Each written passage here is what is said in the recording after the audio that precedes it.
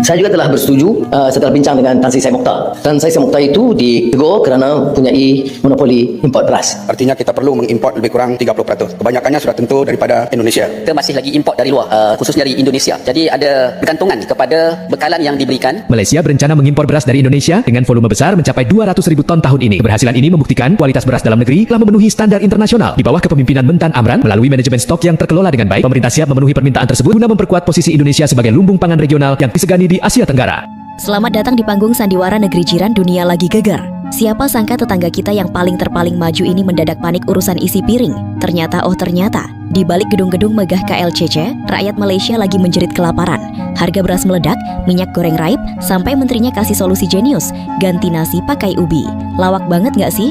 Video ini bakal bongkar tuntas gimana Malaysia terpaksa telan ludah sendiri dan datang ke Indonesia buat minta jatah beras. Dulu bangga-banggain negara maju, sekarang kenyataannya malah kolaps gara-gara salah urus.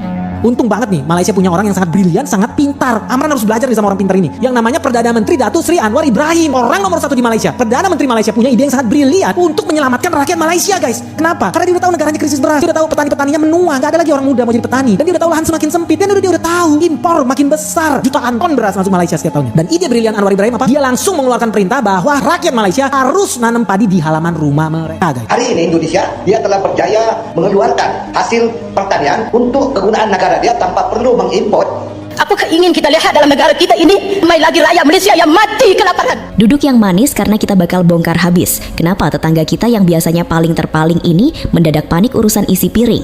Malaysia minta beras ke Indonesia.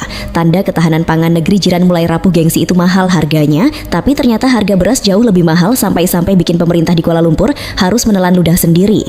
Selama ini kita sering dengar narasi betapa majunya Malaysia dibandingkan Indonesia. Tapi faktanya sekarang, mereka datang ke Jakarta bukan cuma buat kunjungan diplomatik basa-basi atau sekadar pelesiran, tapi bawa proposal minta jatah beras. Ini ibarat tetangga yang selama ini suka pamer mobil baru, tiba-tiba ketuk pintu rumah kita malam-malam cuma buat pinjam beras segelas, karena dapurnya ngebul pun kagak. Ironis kan, mentalitas negara maju yang ternyata keropos. Malaysia itu sering merasa sudah jadi negara industri yang setara dengan macan-macan Asia lainnya. Tapi ada satu hal yang mereka lupa. Sehebat apapun gedung pencakar langitmu, rakyatmu makannya nasi, bukan makan beton KLCC. Krisis pangan yang mereka alami sekarang bukan cuma soal kurang hujan atau tanah yang gersang. Ini soal kegagalan manajemen strategis. Mereka terlalu asyik membangun citra sebagai pusat finansial dan hub teknologi, tapi urusan perut rakyat diserahkan sepenuhnya pada mekanisme pasar global dan impor. Begitu rantai pasok dunia keganggu gara-gara konflik di Asia Barat dan perubahan iklim, goyahlah itu pertahanan mereka. Mereka sadar uang ringgit yang mereka banggakan itu nggak bisa langsung berubah jadi nasi kalau nggak ada yang jual. Dan disinilah komedinya dimulai. Mereka harus menoleh ke arah saudara tua yang sering mereka remehkan, yaitu Indonesia. Indonesia surplus, Malaysia gigit jari. Lucu banget kalau diingat-ingat gimana sebagian netizen mereka atau bahkan pejabatnya dulu sering memandang sebelah mata sistem pertanian kita. Sekarang kenyataannya berbalik 180 derajat. Indonesia dengan segala hiruk pikuknya justru duduk manis dengan status surplus beras. Rahasianya apa? Bukan sulap, bukan sihir, tapi karena kita masih punya urat nadi agraris yang kuat. Pemerintah kita gerak cepat soal pupuk dan pemanfaatan cuaca. Sementara di sana, mungkin mereka terlalu sibuk rapat di ruangan ber-AC sambil memikirkan gimana cara tetap terlihat keren di depan kamera, padahal stok di gudang mulai kelihatan lantainya. Kenapa Malaysia sampai segitunya? Ketergantungan impor kronis. Mereka terlalu manja dengan beras impor. Begitu negara eksportir kayak India atau Vietnam ngerem ekspor, Malaysia langsung kelabakan kayak ayam kehilangan induk. Ego sektoral. Terlalu fokus pada kelapa sawit karena duitnya lebih gede, tapi lupa kalau rakyat nggak bisa kenyang cuma minum minyak goreng. Krisis iklim versus malas adaptasi. Semua kena dampak cuaca ekstrem, tapi Indonesia bisa mitigasi. Sementara Malaysia kayaknya kaget terus tiap kali musim berubah. Mat Sabu dan diplomasi malu-malu kucing. Menteri Pertanian mereka, Mat Sabu, sekarang ada di posisi yang paling gedang gak enak sedunia. Bayangkan dia harus memimpin kementerian di negara yang rakyatnya sering banget menghina Indonesia, tapi sekarang dia sendiri yang harus ngatur gimana caranya supaya Indonesia mau kasih beras. Ada beban moral dan rasa malu yang luar biasa di sana. Makanya jangan heran kalau kunjungan-kunjungan Anwar Ibrahim ke Indonesia itu narasinya selalu dibalut dengan kerjasama serumpun atau penguatan ekonomi. Padahal di balik pintu tertutup isinya mungkin, tolonglah kasih kami beras, rakyat kami sudah mulai bising. Ini adalah tamparan tamparan keras buat mereka yang selama ini hobi ngebully Indonesia di media sosial. Ternyata, urusan ketahanan pangan Indonesia jauh lebih laki dibanding Malaysia yang cuma jago di polesan luar. Mereka minta beras ke kita, itu bukan sekadar transaksi dagang biasa, itu adalah pengakuan kekalahan secara de facto bahwa sistem mereka sedang kolaps. Rakyat disuruh diet paksa, yang paling bikin ngakak tapi miris adalah solusi dari para elitnya. Kalau barang mahal, disuruh hemat. Kalau beras nggak ada, disuruh ganti ubi. Ini gaya kepemimpinan macam apa? Ini mah bukan nyari solusi, tapi nyuruh rakyat balik ke zaman batu. Di saat pemerintah kita berjibaku mastiin stok aman supaya harga stabil, pemerintah sana malah sibuk ngasih tips hemat yang nggak masuk akal. Ini bukti nyata kalau mereka nggak siap menghadapi krisis. Mereka punya sumber daya, punya teknologi, punya uang, tapi nggak punya kompetensi buat ngurus urusan yang paling mendasar, piring nasi rakyatnya. Jadi kalau nanti kalian lihat berita Anwar Ibrahim senyum-senyum di Jakarta, jangan tertipu sama jas rapinya. Di balik senyum itu, ada kecemasan mendalam soal stok pangan yang makin menipis. Malaysia sedang berada di titik terendahnya, di mana martabat mereka harus digadaikan demi beberapa ton beras dari negara yang selama ini mereka sebut Indon dengan nada merendah. Ketahanan pangan bukan soal seberapa banyak uang di bank pusat, tapi seberapa luas sawah yang tetap hijau dan seberapa cepat pemerintah gerak sebelum rakyat lapar. Malaysia gagal di kedua titik itu. Mau tahu kenapa berita ini sengaja ditenggelamkan di media Malaysia? Dan gimana cara mereka mainin politik citra supaya rakyatnya nggak ngamuk meski perut keroncongan? Oke, kita gaspol lagi. Kalau tadi kita bahas soal perut yang keroncongan, sekarang kita bedah soal muka alias gengsi. Kita masuk ke bagian yang paling menggelitik, taktik petak umpet pemerintah Malaysia soal kondisi dapur mereka yang sebenarnya. Gengsi atau transparansi. Kenapa isu beras Malaysia jarang dibuka ke publik? Di Malaysia itu ada sebuah seni tingkat tinggi yang namanya politik jaga muka. Mereka lebih takut kelihatan miskin daripada benar-benar miskin. Makanya jangan kaget kalau kalian jarang banget lihat headline berita di media utama Kuala Lumpur yang teriak-teriak, "Woi, beras kita habis." Yang ada malah narasi manis-manis manja soal penguatan ekonomi digital atau kunjungan kerja yang nggak ada isinya. Kenapa? Karena bagi pemerintah Malaysia, mengakui krisis pangan itu sama saja dengan mengakui bahwa mereka gagal total jadi abang besar di kawasan ini. Politik citra retak di dalam, glowing di luar. Bayangkan gimana rasanya jadi Anwar Ibrahim atau Mat Sabu. Di satu sisi mereka harus bolak-balik ke Jakarta buat ngemis stok beras, tapi di sisi lain mereka harus tetap kelihatan gagah di depan parlemen dan rakyatnya sendiri. Ini yang bikin isu beras jadi sangat sensitif. Kalau mereka jujur bilang, rakyatku kita butuh Indonesia buat makan, maka hancurlah martabat yang selama ini mereka bangun setinggi menara Petronas itu. Kalau tadi kita bahas soal gengsi pejabatnya, sekarang kita lihat gimana nasib rakyatnya yang jadi korban kebijakan setengah matang pemerintah mereka. Harga naik beras langka, rakyat tertekan, pemerintah Malaysia gagal antisipasi. Selamat datang di realita pahit negeri jiran, di mana slogan Malaysia Madani mulai terdengar seperti ejekan di telinga rakyat yang dompetnya makin tipis. Bayangkan, kalian tinggal di negara yang klaimnya modern, tapi mau beli beras saja harus antre, atau malah nemu rak kosong di supermarket. Ini bukan cerita fiksi distopia, ini kondisi lapangan yang bikin rakyat Malaysia mulai naik darah. Pemerintahnya sibuk tebar pesona di luar negeri, tapi di dalam negeri, rakyatnya disuruh puasa paksa, karena harga kebutuhan pokok melonjak gila-gilaan. Solusi primitif di era digital, yang paling bikin geleng-geleng kepala itu respons pemerintahnya. Ketika rakyat mengeluh harga ayam mahal, menterinya bilang, jangan makan ayam. Ketika beras lokal hilang dari peredaran, dan yang tersisa cuma beras impor harga selangit, solusinya adalah, makanlah ubi. Hebat betul. Ini menteri atau motivator gaya hidup sehat gadungan. Ini adalah bukti nyata kegagalan antisipasi. Pemerintah Malaysia itu kayak orang yang baru sedia payung setelah badai lewat dan rumahnya sudah kebanjiran. Mereka terlalu santai, terlalu yakin kalau uang ringgit mereka bakal selalu bisa beli apa saja dari luar negeri. Begitu dunia lagi kacau, baru mereka sadar kalau kedaulatan pangan itu bukan cuma jargon di buku teks ekonomi, tapi soal kelangsungan hidup. Rakyat terjepit, elit terelit. Di Malaysia, biaya hidup itu sudah bukan lagi naik, tapi melompat. Dari tarif listrik, pajak, sampai harga sayur mayur, semuanya kompak naik barengan. Tapi anehnya, gaji rakyatnya ya segitu-gitu saja. Fenomena ini bikin kelas menengah di sana perlahan-lahan meluncur jadi kelas bawah. Kritik di parlemen pun makin pedas. Pihak oposisi nggak tinggal diam melihat pemerintah yang jalannya kayak kura-kura ini. Mereka menyindir habis-habisan. Pemerintah Anwar Ibrahim dianggap cuma jago retorika, jago pidato pakai bahasa sastra yang tinggi-tinggi, tapi eksekusi di lapangan nol besar. Rakyat nggak butuh kutipan puitis. Rakyat butuhnya harga beras yang terjangkau. Komedi tragis di balik rak kosong. Ada satu sindiran yang viral banget di sana, yang isinya menusuk sampai ke tulang. Ada padi, beras tiada. Malaysia punya sawah, tapi kenapa beras lokalnya susah dicari, malah beras impor yang banjir tapi harganya nggak ngotak. Ada sawit, minyak tiada. Ini yang paling lucu. Malaysia itu salah satu raja sawit dunia, tapi rakyatnya pernah sampai harus antre buat dapat minyak goreng subsidi. Kan konyol. Ibarat tinggal di samping mata air, tapi mati kehausan. Ada menteri serupa tiada. Ini puncaknya. Keberadaan pejabat di sana dianggap cuma jadi beban anggaran karena nggak bisa kasih solusi konkret selain menyuruh rakyatnya sabar dan berhemat. The measure of a man. kekuasaan yang mandul. Ingat kutipan Plato yang dibawa-bawa di sidang parlemen mereka? Ukuran seorang pria adalah apa yang dia lakukan dengan kekuasaannya. Kalau kita pakai ukuran itu ke pemerintah Malaysia sekarang, hasilnya mungkin minus. Mereka punya kuasa, punya anggaran, punya mandat, tapi yang mereka lakukan cuma pemadam kebakaran. Ada masalah, baru gerak. Nggak ada masalah, ya duduk manis sambil bangun citra. Ketidakmampuan pemerintah dalam mengontrol spekulan dan distribusi pangan ini menunjukkan bahwa birokrasi mereka sudah karatan. Mereka gagal melindungi rakyat paling bawah. Di saat Indonesia bisa kasih bansos beras dan jaga stabilitas harga dengan operasi pasar yang masif, Malaysia malah terlihat gagap. Mereka kayak kehilangan arah, mau ambil kebijakan populer tapi nggak punya duit. Mau ambil kebijakan tegas tapi takut suara pemilih hilang. Akhirnya, ya rakyat yang dikorbankan. Malaysia sedang tidak baik-baik saja.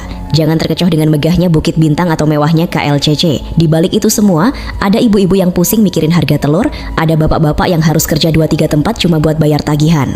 Krisis dompet rakyat Malaysia ini adalah cermin dari kegagalan sistemik negara yang terlalu sombong dengan kemajuan fisiknya tapi rapuh di pondasi dasarnya. Pemerintah Malaysia sekarang lagi duduk di atas bara api. Rakyatnya mulai sadar bahwa narasi negara maju itu cuma lipstik buat nutupin wajah ekonomi yang sebenarnya lagi pucat pasi. Kalau urusan perut ini nggak segera beres, jangan harap stabilitas politik mereka bakal awet. Kalau pemerintah cuma bisa kasih saran ganti ubi, mending kementeriannya ganti jadi Kementerian Urusan Umbi-umbian saja. Nggak usah pakai nama Kementerian Pertanian.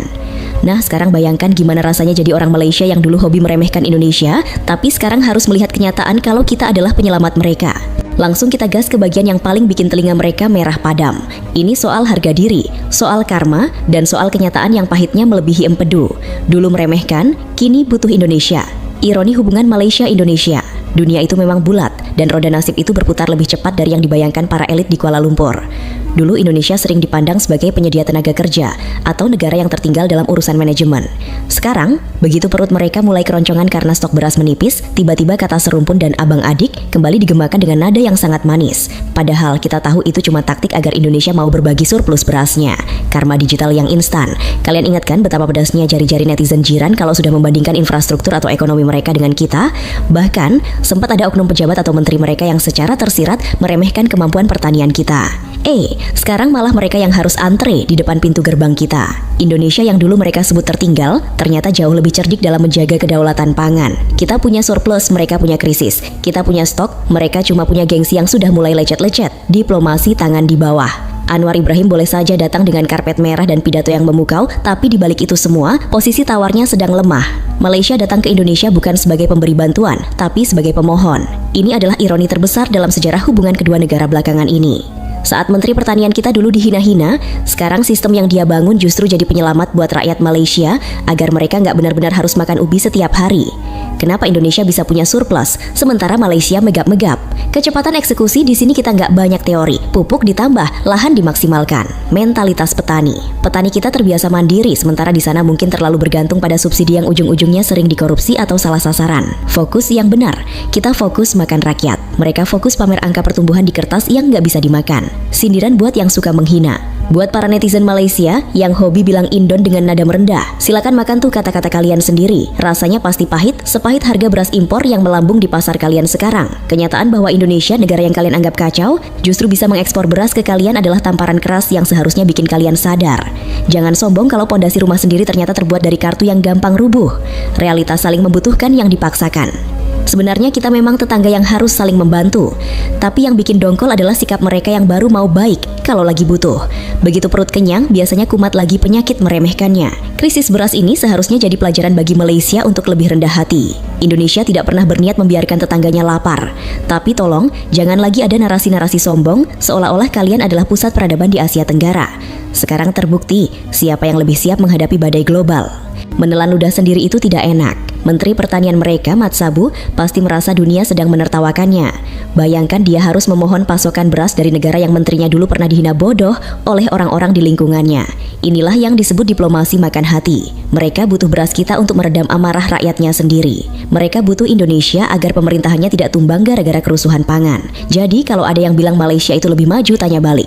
Maju kemana? Maju ke Indonesia buat minta beras? Persahabatan sejati itu diuji saat susah. Tapi kalau cuma datang pas susah sambil bawa tas kosong buat minta nasi, itu namanya bukan sahabat, tapi tetangga yang nggak tahu malu. Tapi tunggu dulu, kenapa negara yang katanya kayak sawit dan minyak ini bisa sampai kehabisan barang pokok? Apakah ini cuma masalah iklim atau ada tikus-tikus besar di dalam sistem mereka. Mari kita bongkar kenapa negara yang katanya berlimpah ruah ini malah kelihatan kayak orang kaya yang kelaparan di dalam brankasnya sendiri. Ada sawit, ada padi, tapi barang langka. Salah kelola atau sistem bermasalah. Ini adalah paradoks paling lucu sekaligus menyedihkan di Asia Tenggara. Malaysia itu punya segalanya. Mereka raja sawit, punya ladang gas, punya industri manufaktur yang oke, dan punya lahan pertanian yang sebenarnya luas. Tapi pertanyaannya, kenapa minyak goreng bisa langka, kenapa gula bisa hilang, dan kenapa sekarang beras harus ngemis ke Indonesia? Jawabannya cuma satu, salah urus negara kaya, rakyat merana. Kalau kalian lihat data statistik, Malaysia itu selalu bangga dengan angka PDB-nya, tapi statistik itu nggak bisa dikunyah. Masalah utama di negeri jiran adalah tata niaga yang karatan. Mereka terlalu banyak main di sistem subsidi yang nggak efisien dan distribusi yang dikuasai kartel. Akibatnya, barang ada tapi disembunyikan, atau barang ada tapi harganya nggak masuk akal buat rakyat kecil. Pemerintah Malaysia itu kayak orang yang sibuk benerin genteng, citra internasional, padahal pondasi rumahnya, ketahanan domestik, lagi dimakan rayap. Mereka gagal membangun kemandirian. Mereka terlalu terlena jadi middleman atau pedagang, sampai lupa gimana caranya jadi produsen yang tangguh. Begitu rantai pasok dunia batuk sedikit saja, Malaysia langsung masuk angin dan demam tinggi. Kritik parlemen, ada menteri serupa tiada. Sindiran di parlemen mereka itu sebenarnya adalah jeritan frustrasi. Kalimat ada menteri serupa tiada itu pedas banget, Bung. Itu artinya rakyat sudah nggak percaya lagi sama kapasitas pejabatnya. Para menteri di sana dianggap cuma pinter dandan, pinter retorika di depan kamera, tapi pas disuruh beresin masalah beras malah nyuruh rakyat makan ubi. Itu mah bukan kerja, itu mah ngelawak. Kenapa sistem mereka bisa separah ini? Korupsi dan nepotisme, proyek-proyek pertanian seringkali jatuh ke tangan kroni yang nggak paham cara tanam padi, cuma paham cara cairin anggaran. Ketergantungan pada pekerja asing, mereka terlalu malas buat turun ke sawah sendiri, semuanya pakai tenaga kerja asing. Begitu ada masalah imigrasi atau pandemi, sektor pertanian mereka langsung lumpuh. Mentalitas instan, lebih suka impor karena prosesnya cepat dan bisa dapat komisi dagang, daripada capek-capek bangun kedaulatan pangan dari nol. Indonesia, guru yang diam-diam memberi pelajaran. Malaysia harusnya malu belajar dari Indonesia. Kita yang sering mereka ejek karena semrawut, ternyata punya sistem distribusi yang lebih tangguh buat urusan perut. Pemerintah kita tahu kalau rakyat lapar, itu bahaya nasional. Di Malaysia, mereka sepertinya terlalu sibuk berpolitik dan rebutan kursi di Kuala Lumpur, sampai lupa kalau rakyat di kampung-kampung sudah mulai makan ubi beneran. Tragedi ada sawit, minyak tiada, itu adalah tamparan paling memalukan buat negara yang mengklaim diri sebagai pusat industri sawit dunia. Itu bukti nyata bahwa sistem distribusi mereka bobrok. Kalau ngurus minyak goreng hasil tanah sendiri aja gagal, gimana mau ngurus beras yang memang mereka kekurangan? Penutup, cahaya yang mulai redup. Harapan untuk menjadi cahaya di tengah ketidakpastian global seperti yang diteriakan di parlemen mereka, sekarang cuma jadi pepesan kosong. Gimana mau jadi cahaya buat dunia kalau buat nerangin dapur rakyat sendiri aja lampunya sudah kedap-kedip? Malaysia sedang menunjukkan pada dunia wajah aslinya, sebuah negara yang sibuk membangun citra mewah di atas pondasi yang keropos dan manajemen yang gagal. Mereka butuh Indonesia bukan cuma buat berasnya, tapi buat belajar gimana caranya jadi negara yang tapak kakinya membumi. Jangan terlalu tinggi terbang kalau sayapnya cuma terbuat dari kertas subsidi yang gampang terbakar. Malaysia itu ibarat restoran mewah yang menu depannya hebat-hebat, tapi pas kita masuk ke dapur, ternyata koki-kokinya lagi berantem dan bahan makanannya harus pinjam ke warung sebelah. Gengsi selangit, tapi perut melilit. Semoga narasi hiburan dari tetangga kita ini bisa jadi pelajaran buat kita semua. Jangan pernah sombong kalau belum bisa mandiri urusan isi piring. Kalau kalian suka pembahasan yang pedas, tajam, dan tanpa ampun kayak gini, jangan lupa like, komen, dan subscribe. Kira-kira negara mana lagi yang perlu kita kuliti sampai ke tulang? Tulis di kolom komentar.